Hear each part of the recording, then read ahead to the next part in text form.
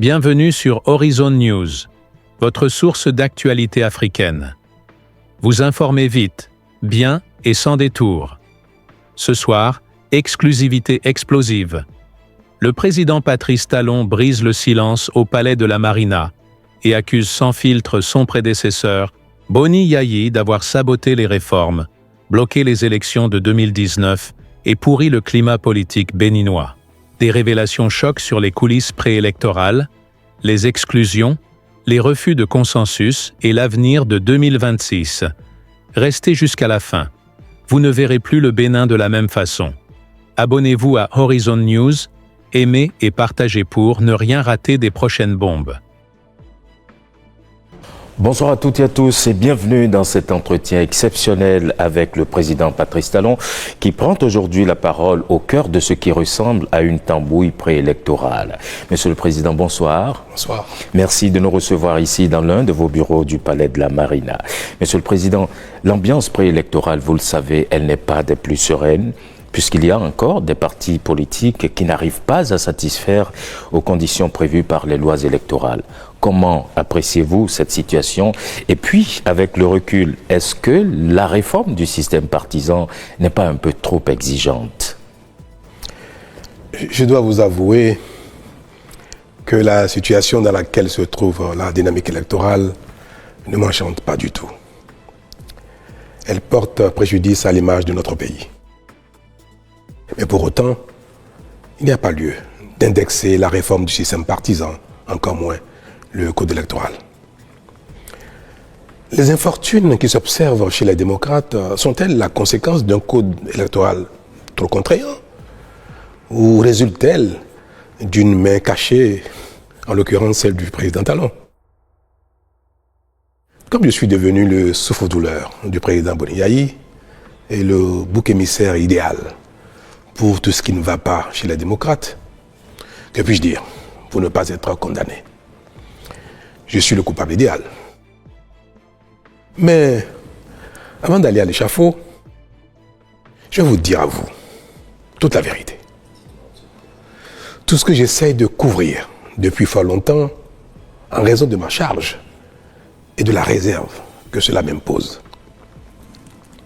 En effet, depuis 2016, mon prédécesseur, le président Boni Yayi, s'emploie avec beaucoup d'énergie à faire échec à toutes les réformes, quelles qu'elles soient, et à l'action publique, quel que soit le secteur. Avant 2016, tout le monde priait pour une réforme du système partisan. Nous l'avons engagée et j'en suis fier. Elle consistait à encourager, voire contraindre, les partis politiques au regroupement. L'FCBE, qui était à l'entame de la réforme, je crois le parti le plus grand de la centaine de petits partis que comptait le Bénin, avait l'opportunité d'absorber un grand nombre de ces petits partis et de devenir un grand parti d'envergure nationale, pour peu qu'elle en ait la volonté. Mais comme c'est une réforme engagée par Patrice Talon, pas question. Pas question que cette réforme prospère, même si la FCBE devait en profiter. De même, l'appel de Patrice Talon à entrer en partenariat avec la FCBE et à accueillir des cadres FCBE dans la gouvernance politique et technique du pays a été refusé à tous ceux qui ont estimé le contraire et ont montré leur disponibilité à collaborer. Tout cela ont été bannis. Cette volonté du régime de la rupture d'associer toutes les compétences et bonnes volontés, quel que soit leur bord politique, à la construction du pays, s'est manifestée très tôt, et ce, dès la formation du premier gouvernement. C'est dans cette perspective d'ailleurs que M. Jean-Claude Oussou, membre du staff de campagne de Lionel Zissou, a été appelé au gouvernement en qualité de ministre de l'énergie dès le lendemain de l'élection présidentielle. Beaucoup d'autres, en raison de leurs compétences techniques ou de leur leadership politique, ont été appelés pour servir le pays aux côtés de Patrice Talon, élu comme président de tous les Béninois et non comme président d'une partie des Béninois. Certains restés fidèles à la ligne du parti et de son chef, je parlais des FCBE, du président Yaya Boni, sont manifestement entrés en quasi-rébellion contre le nouveau régime, et ceux qui ont choisi de servir le pays à mes côtés ont été, comme je l'ai dit, purement et simplement bannis. Ce sont ces deux phénomènes, refus d'adhérer aux réformes politiques et refus de toute collaboration avec le nouveau régime, qui ont conduit pratiquement à la scission des FCBE, puis à la création du parti Les Démocrates. Je résume. Et je peux vous dire que le point d'orgue de cette opposition radicale de principe a été atteint à l'occasion des élections de 2019. Mais de quoi s'est-il agi concrètement, Monsieur le Président? Mais vous n'avez pas manqué, en tant que Béninois, de suivre les événements, tout ce qui s'est passé au Parlement, puis à l'occasion de l'élection, avec les drames qui ont suivi. Souhaitez-vous que j'aille dans le détail? Allons-y, on veut bien comprendre, Monsieur le Président. Je crois que c'était en février 2019 que j'ai reçu ici au Palais l'ensemble des partis politiques représentés au Parlement. Parce que nous venons d'engager la réforme du système partisan. Les textes adoptés qui répondaient parfaitement à l'attente de tous avant 2016, ces textes ont commencé à être boudés par une partie de la classe politique, notamment les FCBE d'alors. Et ils ont estimé que les nouveaux textes n'étaient pas convenables, trop rigides, et risquaient de ne pas les faire gagner des élections. Mais comme nous sommes au début du processus et qu'il fallait trouver un terrain d'entente, j'ai accepté que l'ensemble des acteurs politiques au Parlement se mettent ensemble pour trouver les textes qui, selon eux, permettraient à tout le monde d'aller aux élections sereinement, tout en engageant la réforme du système partisan. Ne pas rester au statu quo de notre passé connu, excusez-moi le terme, de pagaille politique, mais d'engager une réforme qui reste à la portée des uns et des autres. Des rencontres ont eu lieu au Parlement, sous la présidence de président Ongbedi, président de l'Assemblée à l'époque, et un consensus a été trouvé. L'ensemble de tous les acteurs représentés au Parlement ont abouti à un consensus. Et je crois que ce consensus a été consigné dans un document le 18 mars 2019. Ceux représentant l'opposition dans le comité sont allés voir le président Yaya Boni pour lui présenter le consensus. Mais tenez-vous tranquille, le président Yaya Boni a refusé que le consensus soit adopté, que les tests prévus pour être votés afin non seulement d'engager la réforme, mais de permettre à tout le monde d'y aller plutôt aisément. Ces tests ont été refusés par le président Boni Yaye, qui a dit aussi, ceux qui sont venus le rencontrer, que les choses n'ont qu'à rester en l'état. Que si l'élection ne doit pas avoir lieu, elle n'aura pas lieu. Et que nous verrons bien. La mort dans l'âme, ses propres représentants revenus au Parlement ont indiqué que, bien qu'ils aient travaillé au consensus, bien que les nouveaux tests devant être pris leur convenaient bien, mais que la ligne du parti ne permet pas d'avancer et de signer quoi que ce soit.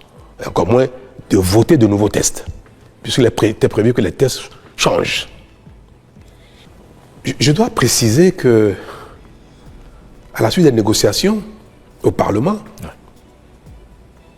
tous les représentants de chaque camp, mouvance, opposition et consorts, comme je disais tout à l'heure, après avoir abouti au consensus, tous les représentants désignés avaient signé l'accord de consensus. Donc avant d'aller soumettre cela au président Yaya Boni.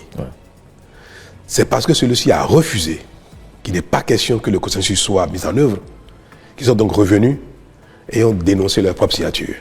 Ils l'ont dénié finalement. Ils l'ont dénié, après l'avoir signé. Cela, je tiens à le préciser parce que c'était pour tout le monde, il paraissait évident que ce consensus soit mis en œuvre. Ouais. C'est pour ça que je crois que les représentants de l'opposition n'ont même pas estimé nécessaire d'aller solliciter l'approbation du document avant de le signer. C'était évident pour eux parce que tout ce qu'ils ont demandé a été pris en compte. Mais malheureusement, donc, l'approbation du président Boni Yayi n'a pas été obtenue et ils sont revenus au Parlement pour dénier leur propre signature et se retirer de la salle. Et d'ailleurs, à la mise en œuvre des tests, je crois, je n'ai plus le bon souvenir des choses, toutes les fois cette question a été évoquée, ils sont carrément sortis de la salle. Alors, voter un nouveau test, il n'en avait rien à faire. Continuer avec les tests existants, pareil. Est-ce qu'il fallait bloquer le pays? S'arrêter là? On fait quoi? Avec le test existant ou de nouveaux tests, rien ne se fera. Le Parlement a continué avec les tests existants et nous sommes allés aux élections législatives 2019. Vous connaissez la suite. Et c'est quelque chose que je n'ai jamais voulu évoquer dans ces détails-là parce que je pense que, comme dit le président Aimo lui-même, les intrigues du genre peuvent être gérées sans que l'opinion dans son ensemble ne découvre ces détails qui ne nous honorent pas. Et encore moins un ancien président de la République. Mais je suis tenu à la fin de dire, que tout le monde m'entende, que ce qui s'est passé en 2019, c'est le président Yayi qui a été le seul responsable. Il a empêché la tenue normale des élections. Il a empêché les démocrates de participer aux élections. C'était l'FCBE à l'époque. Parce qu'il a empêché que des tests consensuels soient mis en œuvre pour permettre une élection apaisée. Il a pratiquement empêché que les élections aient lieu dès l'adoption des tests au Parlement. J'ai assumé. J'ai été vu comme celui qui est à l'occasion, qui est à l'origine des violences électorales que nous avons connues. C'est mon rôle, je suis dans la charge, j'ai assumé. Mais ce qui se passe et qui continue de se passer ne peut pas me permettre de rester silencieux indéfiniment.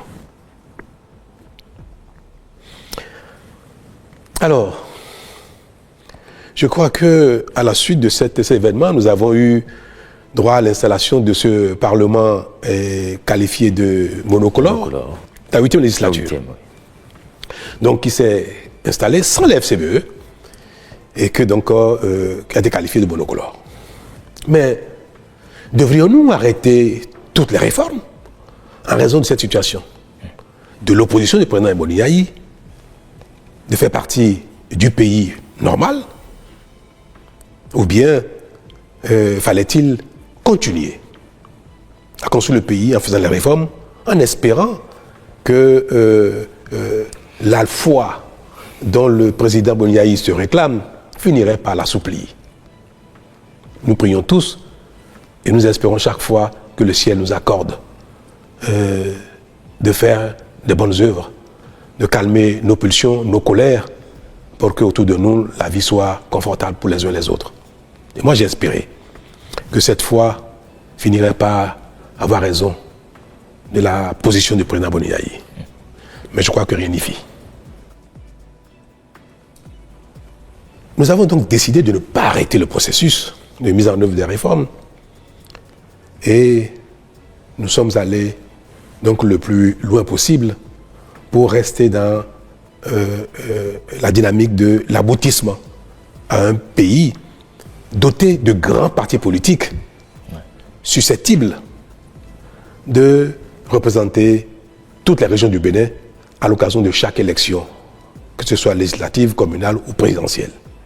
Notre action, qui n'a pas manqué de continuer d'amadouer le président Boni Yayi et le FCBE d'alors, nous a amené à entamer, à convoquer un dialogue politique en octobre 2019. Alors l'intérêt de ce dialogue était de tourner la page de la non-participation des FCBE aux élections, de la violence qu'il y a eu, et qu'ensemble, nous repartions sur une nouvelle base avec des tests peut-être nouveaux, un peu réajustés. Disons que j'ai été constamment dans cette dynamique de rediscuter avec les uns les autres, de trouver des compromis pour avancer. Presque tous les partis politiques existant au Bénin alors, en ce temps, qui ont été invités au dialogue, sont arrivés, y compris les FCBE. Je crois qu'à l'époque, il y avait une dizaine de partis convenablement enregistrés selon la charte des partis, et les FCBE ont participé au dialogue. Mais le fait d'avoir participé au dialogue, le président Boni a décidé d'exclure tous les cadres FCBE, les leaders FCBE qui sont venus au dialogue. Vous connaissez, vous avez suivi un peu ce qui s'est passé dans cette période-là. Bien sûr. Un processus a été engagé pour les exclure du parti. Oui. Je crois que c'était même allé en justice. Évidemment. Je crois que le président Boni n'a pas réussi à les exclure du parti. Et le parti devait rester dans son intégrité avec tout le monde. C'est ce qui a fait partie le président Boni avec certains et qui a donné lieu à la création des démocrates. Donc ce parti est né du fait de la participation des FCBE au dialogue politique. Il ne fallait pas que les FCBE participent à des échanges dits dialogue politique. Voilà la situation dans laquelle nous avons été jusqu'à la création des démocrates en 2020, je crois. Oui, 2020. Je crois. Puis le pays a continué son chemin jusqu'à l'avènement des élections législatives de 2023. Je passe les détails, ce qui s'est passé jusque-là. Mais je n'ai pas arrêté de faire le charme aux uns aux autres, de les amadouer, de les supplier même de venir et prendre le train en marche. Et en effet, les démocrates se sont résolus à participer enfin aux élections. Et ils ont été donc candidats aux élections de 2023, aux élections législatives. La suite, avec les mêmes lois, les mêmes tests, parce qu'on a réussi à les supplier, à les amadouer qu'on sort, ils sont allés aux élections et ils ont eu 28 députés avec les mêmes tests. À peine cet obstacle franchi, c'est-à-dire élection 2023 avec les nouveaux tests, que les prémices d'un contournement des dispositions mises en place ont commencé à apparaître ici et là, y compris dans mon propre camp. C'est-à-dire que après 1 an, 2 ans, 3 ans d'efforts, de sacrifices des uns des autres pour rester dans de grands ensembles et aller aux élections, je crois que nos démons nous ont rattrapés. Au sein de l'Union progressiste le Renouveau, qui est un parti qui me soutient, les velléités de liberté ont commencé à s'exprimer, à se faire voir. Pareil au Bloc républicain. Et encore davantage chez les démocrates qui venaient à peine de se constituer, d'aller aux élections et d'avoir des députés. J'ai même reçu en son temps une partie des cadres, des personnalités non moins importantes des démocrates qui m'ont prié, que maintenant que ils sont tous au Parlement, qui m'ont prié de revoir les seuils fixés pour avoir accès au partage des sièges dans le code électoral. Cette demande également, je l'ai entendue au sein des BR, au sein des UP. Le Renouveau. Alors vous comprenez quelle a été ma tristesse. Est-ce qu'il fallait revenir en arrière, baisser les seuils pour qu'à nouveau les partis s'éclatent? Parce que un seuil plus bas permettait à ces deux partis de se diviser en 2 ou 3. Et je l'ai dit même plusieurs fois ici, à l'occasion de certaines rencontres, je l'ai dit au président Boni quand il est venu me voir, j'ai dit, Monsieur le Président, si j'avais accepté de m'engager avec vous dans la révision du code électoral pour baisser les seuils, les démocrates auraient déjà explosé. Mais pas vous seul, UPR et BR. Dans ces conditions, vous comprenez pourquoi je suis resté droit dans mes bottes en essayant de convaincre les uns et les autres de bien vouloir rester là où ils sont, là où chacun se trouve, afin que nos sacrifices ne soient pas vains, puisqu'on serait retourné à la case départ. Voilà donc ce qui nous a amené à maintenir les tests, le code électoral, les tests actuels en l'état pour, je dirais, forcer la main aux uns aux autres de rester ensemble et même aller au-delà pour continuer les regroupements. Puis arrive le moment présent. L'élection présidentielle et les élections législatives et communales de 2026 et patatras. Le code électoral actuel a certes placé la barre haut pour tout le monde, mais a surtout permis, voire recommandé à chacun d'être disposé, après les élections, à échanger avec les autres afin qu'ils ne se voient plus comme des ennemis. Car c'est ce qui se passe actuellement. Et cela ne doit pas continuer. Que veux-je dire par là? Vous observez que les échanges politiques, tout ce que fait le régime actuel et la réaction, les commentaires, l'opposition des partis dits d'opposition donnent l'impression que nous sommes dans un champ de bataille, sur un ring. Et ça, je l'ai dit une fois, on ne peut pas construire le pays quand on a l'impression qu'il y a une partie du pays contre une autre. Je suis à la fin de mon mandat et ce serait regrettable que je ne fasse rien pour que les choses changent. Ce n'est pas quelque chose qui m'a enchanté. C'est quelque chose dont j'ai souffert tout le temps. Et le moment est arrivé pour moi d'œuvrer à ce que, pour la suite, les choses ne se passent plus ainsi. Et je vais l'illustrer par un fait qui s'est passé il n'y a pas longtemps. Ouais. Le vote du budget de l'État 2025. Quand le gouvernement a travaillé sur le projet de budget, le ministre des Finances est allé au Parlement rencontrer les divers groupes parlementaires, les diverses commissions, pour échanger sur l'articulation du budget et ses détails. Les démocrates, pour une fois, ont participé au débat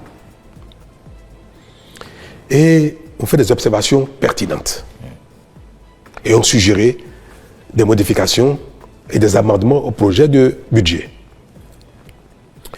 Le ministre des Finances s'est employé à prendre en compte la quasi-totalité des observations et des recommandations des démocrates. C'était une belle occasion pour montrer que le pays est indivisible.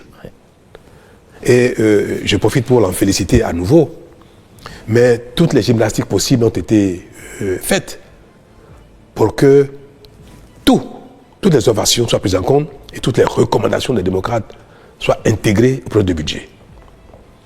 Le ministre est revenu au gouvernement, présenter la nouvelle mouture. Le gouvernement l'a approuvé entièrement dans son intégralité et a souhaité que le budget soit voté en l'état avec les nouvelles dispositions. Au vote,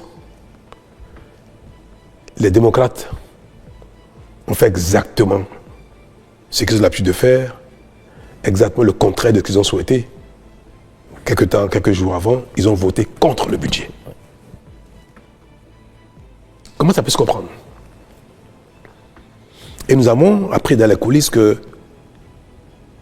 le compte rendu qui a été fait au président Yahya Boni pour solliciter son accord avant de voter le budget, que ce accord n'a pas été obtenu et que le président leur a interdit de voter le budget, bien que celui-ci ait pris en compte la quasi-totalité de leurs observations et recommandations. Ce n'est pas acceptable. Et vous voulez que, passant la main, je ne sais pas à qui, que je ne recommande pas que le pays continue ainsi. On a l'impression que la compétition politique s'exerce dans une adversité éternelle. Qu'après les élections, les partis ayant été en course deviennent des ennemis. Mais ça ne se passe nulle part comme ça. C'est vrai. Cela arrive quelquefois dans quelques endroits du monde. Mais pour un pays où tout est à construire, le consensus est indispensable pour non seulement faire les efforts nécessaires, engager nos populations dans les efforts, présenter aux partenaires de développement que nous sommes, nous voyons tous le développement du pays comme un impératif et que nos guerres ne sont pas de nature à empêcher les grandes actions et notamment un budget. Vous voyez ce qui se passe en France. La France peut se permettre de ne pas avoir un budget. Le pays est grand. L'industrie, le commerce fonctionnent parfaitement sans l'État.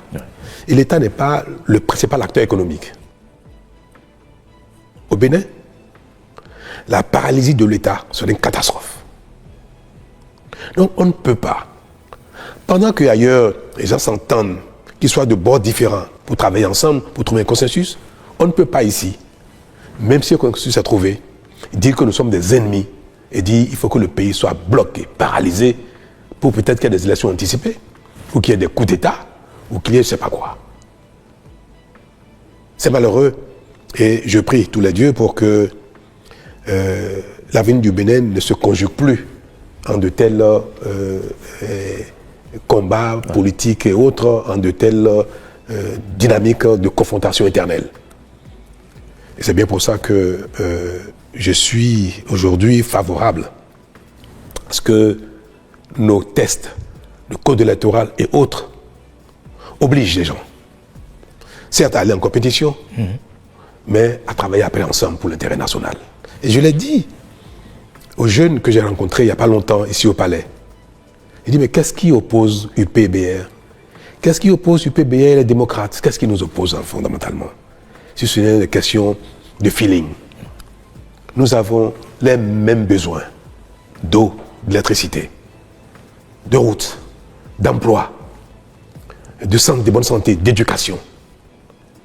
Et ces choses-là ne relèvent pas d'une idéologie. On peut aller à la compétition, mais on peut travailler ensemble. Et le monde va ainsi. Regardez en Allemagne. Nous avons vu pendant longtemps que la CDU et le FDP, je crois, qui ont souvent ce sont des partis challengers, qui se challengent, qui vont aux élections ensemble, c'est-à-dire les uns contre les autres. Une fois les élections finies, ils se mettent ensemble pour gérer le pays. Et chacun apporte sa pierre à la réflexion, chacun apporte sa contribution à la définition de la politique nationale. Et on peut observer que à la suite de ça, la même CDU avec le SPD, pareil. Partout dans le monde aujourd'hui, regardez en Europe, on observe bien que les populations ont beaucoup évolué, les peuples ont évolué, la dynamique démocratique a évolué, les libertés ont évolué. Donc, il n'est plus convenable qu'un seul camp dise qu'il détient la vérité et qu'il s'impose aux autres. Il faut mettre les vérités ensemble pour construire un pays. Mais mettre les vérités ensemble requiert dans un système démocratique que d'abord les vérités se confondent dans les urnes. Une fois que l'un a gagné, parfois on peut gagner une élection à une voix près. Ouais. 49,49% peuvent perdre au profit de quelqu'un, d'un groupe qui a fait 51,01%. Ça ne veut pas dire que les 49% ont tort. Non, il faut que pour construire le pays, les responsables, les divers leaders se mettent ensemble d'une certaine façon pour définir la conduite du pays, chacun dans son rôle, chacun dans son couloir, chacun selon ses compétences. C'est bien cela, et de ça qu'il s'agit. Et c'est pour ça que j'ai dit aux jeunes, mais demain, après les élections, si les démocrates gagnent, pourquoi ils ne travailleraient pas avec l'FCBE? Pourquoi pas aussi avec peut-être UP-BR? Que si le BR gagne les élections, UP, pourquoi ils ne travailleraient pas avec les démocrates, soit au Parlement, soit même dans un gouvernement? Moi, j'ai fait ça. C'est des choses qui peuvent arriver si, pour autant que les uns veuillent bien le faire. Le code actuel prescrit cela. Est-ce que c'est mauvais que notre code électoral demande aux partis candidats de dire s'ils ont l'intention, après les élections, d'échanger, de collaborer pour la gouvernance du pays? Et si vous le dites, vous avez un bonus. C'est-à-dire les partis politiques qui disent, après les élections législatives, après les élections communales, après les élections de manière générale, même, nous sommes capables de travailler ensemble, ils ont un bonus. Et le bonus, c'est que pour les législatives, les 20% qui sont exigés par circonscription électorale, on vous permet de les sommer ensemble. Même si vous n'avez que 10% dans une circonscription, dès lors que vous dites, je suis prêt à travailler, à discuter au Parlement avec un autre groupe qui a 12%, eh bien, vous bénéficiez de ces 12%. C'est une technique pour amener les gens à commencer à se parler. C'est tout. Oui. Et bien, ce code-là, on l'attaque. Tout le monde est en train de signer des accords de gouvernance et parlementaire. Mais les démocrates ont refusé. Le président Yaïboni a refusé que les démocrates signent un quelconque accord avec qui que ce soit, y compris la FCBE. La FCBE est une partie d'opposition, même modérée. C'est un parti d'opposition. Si les démocrates avaient signé avec la FCBE un accord de gouvernance et d'accord parlementaire, le duo candidat à l'élection présidentielle des démocrates ne serait pas tombé. Malgré la défection d'un de leurs. Oui. Parce que la FCBE dispose, je crois, de 6 ou 7 combien de parrainages. Les parrainages de la FCBE auraient permis aux démocrates d'être présents aux élections. Donc ils ont choisi de marcher sur la corde raide, sur le fil du rasoir. Ils se sentent si forts, c'est très bien. Mais en ce moment, quand on a choisi de marcher sur un fil et qu'on tombe, il ne faut pas chercher les boucs émissaires ailleurs. Je suis malheureux de le dire, de le répéter. Je suis malheureux que les démocrates n'aient pas les élections présidentielles. Ils avaient la possibilité de le faire. Ils pouvaient signer un accord avec l'FCBE. Et moi, j'ai demandé même à l'UP et au BR de rester disposés à signer avec les démocrates un partenariat ou un accord de gouvernance. Si je l'ai dit publiquement, devant le peuple, avec les jeunes, c'est parce que c'est ma consigne.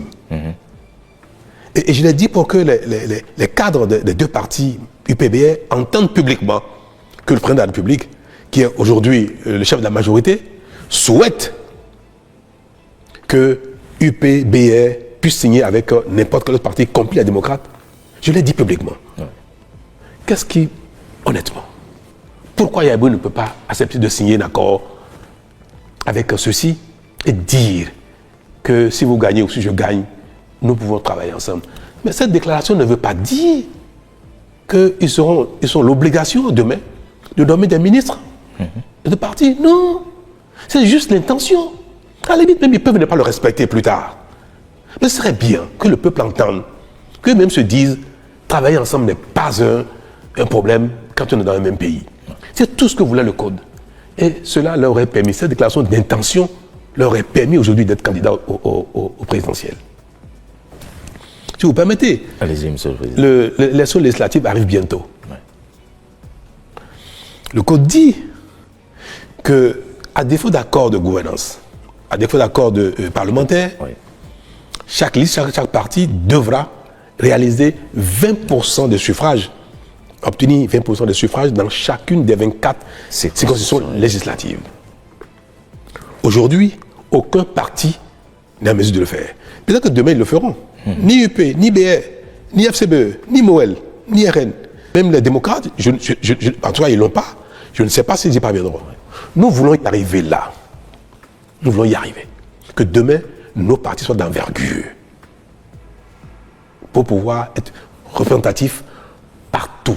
Et que partout dans le Bénin, les gens se sentent concernés par l'action d'un parti, le pouvoir d'un parti. Même si le parti n'est pas majoritaire partout, que le parti soit suffisamment présent partout. Comme on n'y est pas encore, et que nous demandons aux gens de se regrouper pour y arriver, mais en attendant d'y être, on demande aux gens de faire des déclarations d'intention. Rien que ça. Que les démocrates disent, je pourrais travailler avec les BR après les élections. En quoi vraiment?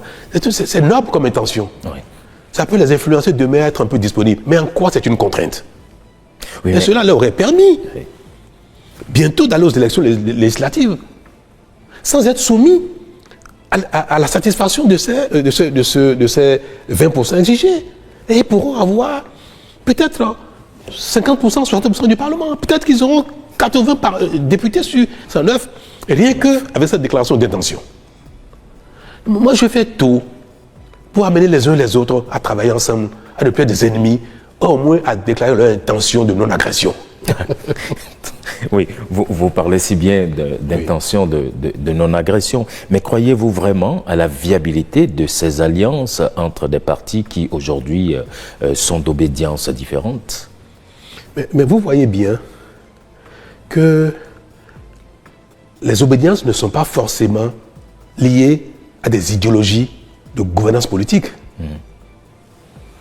Quand on a tout, on a déjà les fondamentaux, on a l'école, la santé, les routes, l'eau, l'électricité, assez d'emplois, on peut parler d'obédience politique, en réalité liée à la vision. Mais aujourd'hui, nos populations demandent aux uns aux autres le minimum, comment je vais dire ça, le minimum de survie. Donc les gens sont dans des divers camps par affinité. C'est tout. Mais je vous ai dit, qu'est-ce qui différencie le PR du bloc républicain? C'est camp d'affinité. Qu'est-ce qui fait que les démocrates ne sont pas ont quitté le FCBE? Pourquoi à l'époque les FCBE Yaïboni ne sont pas venus avec moi? Parce qu'il y a un problème, Yaïboni est à Patrice Talon. Le seul problème que les FCBE ont eu dans le passé, quand ils étaient dirigés par Yaïboni, le seul problème que les démocrates ont aujourd'hui, dirigés par Beni Yahi, c'est parce qu'il y a un problème entre Patrice Talon et Yaïboni. La guerre entre mon ami, mon grand frère, l'ancien président et moi, est en train de pourrir l'environnement politique au Bénin. Même l'environnement social. En train de pourrir même la paix et la quiétude, la concorde. C'est dommage. Vivement les élections de 2026 pour que nous quittions la scène politique. Je voudrais tant. Vous le souhaitez? Ah oui, que lui et moi, on quitte la scène politique. Ça c'est peut-être vous, mais peut-être pas lui. Mais je voudrais qu'il quitte aussi la scène politique. Ouais. Qu'à la limite, on se retrouve dans un conseil de sages pour donner des conseils aux gens, pour faire des arbitrages. Le Sénat voulait vous dire? Mais pourquoi pas? Je ne sais pas quel nom ça va s'appeler, mais il serait bien que nous quittions la scène politique. Notre relation nuit au Bénin. Moi, je fais tout pour qu'il en soit, que ce soit différent, que ce ne soit plus ainsi, mais je n'y arrive pas. Je n'y arrive pas. Je suis pressé que le terme de mandat arrive pour que les Béninois vivent autre chose en dehors de Talon et de Yaïboni. Vous savez, en 1990, à la conférence nationale, pourquoi les conférenciers ont mis la limite d'âge aux élections présidentielles, 70 ans? Pourquoi? Ça a été affirmé. Les anciens présidents que le Bénin a connus jadis, Maga, Arouma Negbe, Apiti, Zissou, ont pourri la vie aux Béninois par la compétition politique, par la guerre de leadership. À la conférence, paix à l'âme d'Apiti, Apiti n'y était plus, mais il restait encore 3. Maga, Arouma Negbe, Zissou. Presque à l'unanimité, sauf les 3. Les confédérations ont décidé de les mettre à l'écart, de les mettre au repos, de leur interdire d'être candidats. C'est ça aussi, les lois des pays sont faites pour régler les problèmes qui se posent au pays. Moi, je demanderais bien au Béninois, au Parlement, de voter une loi constitutionnelle pour interdire à Talon, à Yaïboni et à Soglo de faire la politique. Qu'on aille passer nos vacances au village. Votre retraite plutôt. Mais ça devient impératif pour le Bénin. Et je vous le promets. Si les Béninois apprennent à nous oublier demain, les choses changeront très vite dans le pays. Plus vite qu'on le pense. Alors, une dernière question, oui. Monsieur le Président. Vous permettez, est-ce que vous pensez que les frondeurs LD aujourd'hui pourraient atterrir aux côtés des partis de la mouvance? Mais beaucoup d'entre eux sont demandeurs. Ah oui. Beaucoup de démocrates sont demandeurs. Quand le président Boni est venu me voir ici au Palais il y a quelques jours, il m'a demandé, mais il faut faire quelque chose pour que le duo soit réhabilité. Mais je lui ai dit, je ne suis pas fait de miracle. C'est trop tard. Vous le saviez ça. Pourquoi vous n'avez pas voulu le faire plus tôt? Pourquoi vous n'avez pas voulu faire un accord avec les FCBE, ni avec BR, ni UP? Mais il m'a dit, oui, d'accord, c'est trop tard, mais qu'est-ce qu'on peut faire maintenant? Je lui ai dit, monsieur le Président, dites-moi, s'il y a un moyen de le faire, je le ferai. Mais je ne trouve pas comment revenir en arrière. Il souhaitait quoi? Annuler le processus. Il faut repartir. Mais ce n'est pas bien. Il ne faut pas que leur intransigeance, leurs erreurs amènent le pays à faire du n'importe quoi. Donc j'ai dit, Monsieur le Président, ce n'est pas possible. Moi, je ne peux rien faire, je ne vois pas ce que je peux faire pour ramener le processus en arrière afin que Maître Agbodjo et l'audio soient à nouveau éligibles. Je ne sais pas ce que je peux faire. Si vous trouvez quelque chose à me conseiller qui est dans mes cordes, je le ferai. Mais quelque chose de réaliste. Et puis nous avons parlé de législative. Et je lui ai dit, Monsieur le Président, attention. Ce que vous venez de faire, ne continuez pas, parce que si jamais il y a un malheur aux législatives, vous serez seul responsable. Vous n'allez pas chercher encore talon si jamais les élections législatives se passent mal et que les démocrates ne sont pas au Parlement. Parce que le risque de ne pas au Parlement guette tout le monde. Tous ceux qui veulent aller aux élections tout seuls, ils sont guettés par ce risque-là. Et si ça arrive, et il m'a dit, le président Bouniaï, j'ai entendu dire que j'ai dit que je veux que tout le monde aille au BR ou à l'UP. Mais ce que je lui ai dit, c'est simplement que les uns et les autres discutent, que les démocrates peuvent discuter avec UPBR, mais discuter avec CBE pour faire une déclaration d'intention, d'amour. Même si l'amour ne se consomme pas après, parfois la déclaration peut suffire. Pour qu'il n'y ait pas ce risque-là. Il est parti d'ici en me disant qu'il me reviendrait là-dessus et qu'au besoin, je pourrais aider à ce que les UPBR acceptent de le faire. Le débat a eu lieu chez les démocrates au lendemain de son arrivée ici. Le débat a eu lieu. Certains ont dit « Alléluia, il faut le faire ». D'autres ont dit non. Et in fine, le président Bouniaï lui-même a dit non. Nous aurons des élections dans ces conditions, quelles que soient les conséquences que ça va générer. Et nous verrons bien après ce qui va se passer. Mais alors il ne se passera rien du tout. Si les démocrates décident d'aller aux élections dans ces conditions, il ne se passera rien du tout. Je vais prier simplement pour qu'ils gagnent, qu'ils enlèvent des sièges pour que le pays retrouve son calme comme d'habitude. Un mot, Monsieur le Président, pour conclure cet entretien. Mais je voudrais conclure cet entretien avec vous et vous interpeller vous-même en tant que Béninois, juste pour dire que il faut préserver la concorde, l'unité. Et il faut que chaque personne, chaque leader, chaque Béninois qui, dans sa vie sur cette terre, finit d'accomplir sa mission, un rôle donné pendant un temps, qu'il veuille que ceux qui vont le succéder, quelles que soient les conditions, puissent réussir pour l'intérêt général. Que celui qui part ne souhaite pas le chaos après lui. Je veux dire que la compétition politique ne doit pas se faire au détriment du pays.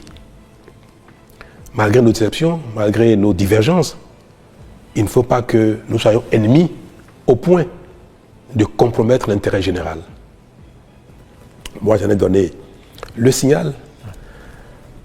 J'ai travaillé avec des FCBE au lendemain de mon arrivée à la fonction. Jusqu'à aujourd'hui, je continue de le faire.